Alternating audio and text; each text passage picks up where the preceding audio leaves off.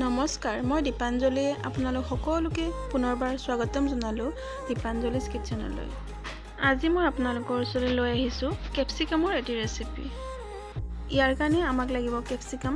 মই ইয়াত 2টা কেপচিকাম এনেকৈ সৰু সৰুকৈ কাটি লৈছোঁ আৰু 2টা মিডিয়াম সাইজৰ পিঁয়াজ এনেকৈ এৰুৱাই লৈছোঁ। আৰু আমাক লাগিব এটা ডাঙৰ সাইজৰ পিঁয়াজ এনেকৈ মিহিকৈ কটা, বিলাহী এটা মিহিকৈ কটা আৰু কেইফুটামান নহৰু আৰু অকণমান আদা, গোটা জিৰা অকণমান, তেজপাত কেইখিলামান আৰু গোটা গৰম মছলা, দালচেনি, ইলাচি, লং আৰু এচামুচ ধনিয়াৰ গুড়ি, এচামুচ জিৰাৰ গুড়ি, এচামুচ গৰম মছলা আৰু 2 চামুচ কাশ্মীৰী ৰেড চিলি পাউডাৰ। আৰু আমাক লাগিব 3 পৰা 4 চামুচ দৈ। আহক এতিয়া বনাবলৈ আৰম্ভ কৰোঁ। এয়া কেৰাহীটো গৰম হ'ল।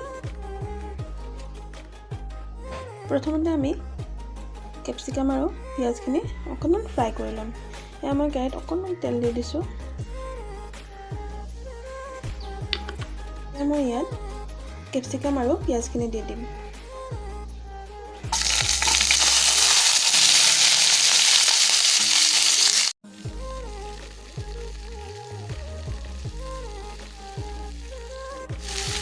এতিয়া এইখিনি 2 মিনিটমান সময় ফ্ৰাই কৰি ল'ব লাগিব।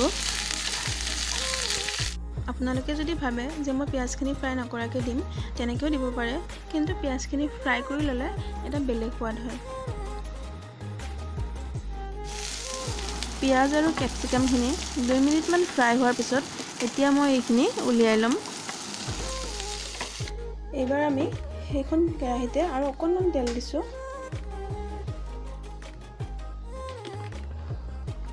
এতিয়া পিঁয়াজ, বিলাহী, নহৰু আৰু আদাখিনি অকণমান ফ্ৰাই কৰি ল'ম।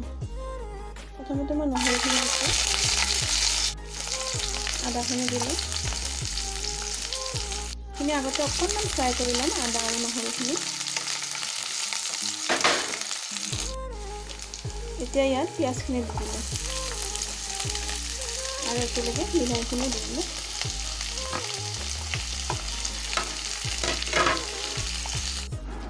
এতিয়া এই গোটেইখিনি 1 মিনিটমান সময় ফ্ৰাই কৰি ল'ম। এইখিনি আপোনালোকে ফ্ৰাই নকৰি কেঁচাকৈও পেষ্ট বনাই ল'ব পাৰে, কিন্তু যদি আপোনালোকে ৰেষ্টুৰেণ্ট টাইপৰ ফ্লেভাৰ বিচাৰে তেনেহ'লে এইখিনি ফ্ৰাই কৰি পেষ্ট বনাই ল'ব। এইখিনি ফ্ৰাই হৈ গ'ল। এতিয়া মই নমাই ল'ম আৰু কিছু সময় ঠাণ্ডা হ'বলৈ দিম। তাৰপিছত এইখিনি পেষ্ট বনাই ল'ম। এতিয়া মই সেই কেৰাহীটোতে 3 পৰা 4 চামুচ মিঠাতেল গৰম কৰি লৈছোঁ আৰু গোটা গৰম মছলাখিনি দি দিছোঁ আৰু দিছোঁ গোটা জিৰা, তেজপাত। এতিয়া এইখিনি অকণমান লৰাই দিছোঁ।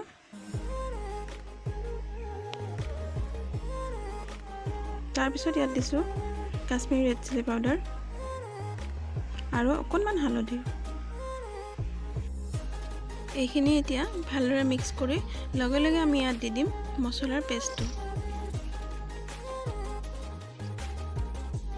ইয়াতে অকণমান পানী দি এইখিনি ভালদৰে মিক্স কৰি ল'ম। মছলাখিনি দি এইখিনি ভালদৰে মিক্স কৰি ল'ব লাগিব।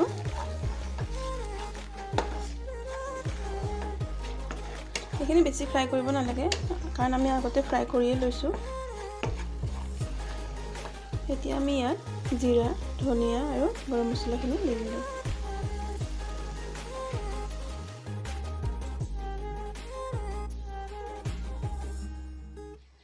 এতিয়া গুড়ি মছলাখিনি অকণমান পানী দি ভালদৰে মিক্স কৰি ল'ম।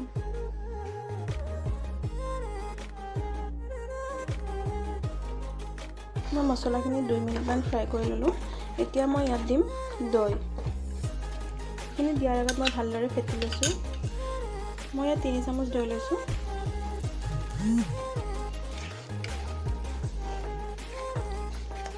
এয়া দৈখিনি ভালদৰে মিক্স কৰি ল'লোঁ।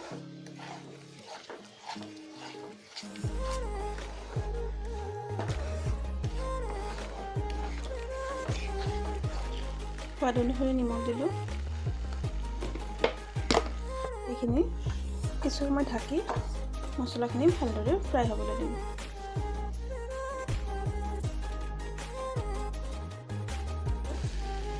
মছলাখিনি ভালদৰে ফ্ৰাই হৈ গ'ল। এবাৰ লৰাই দিছোঁ।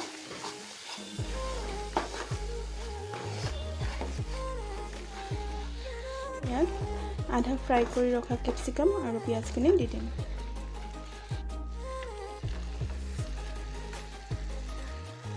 এতিয়া এইখিনি ভালদৰে মিক্স কৰি ল'ম।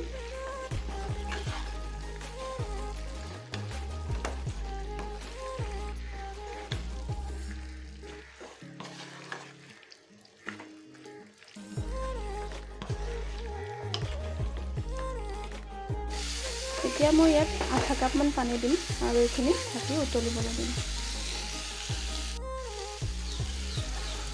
আপোনালোকে যদি গ্ৰেভি বেছি বিচাৰে আৰু অকণমান পানী দিব পাৰে। এতিয়া এইখিনি ভালদৰে মিক্স কৰি ল'ব লাগিব।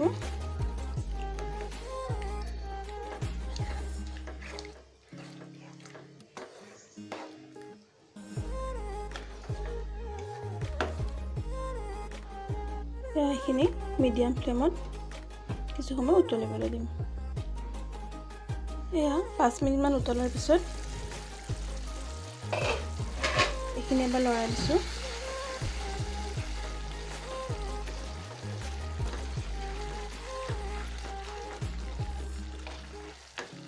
এইখিনি নমাব পৰা হৈ গৈছে। মই গ্ৰেভি একদম অকণমান ৰাখিছোঁ।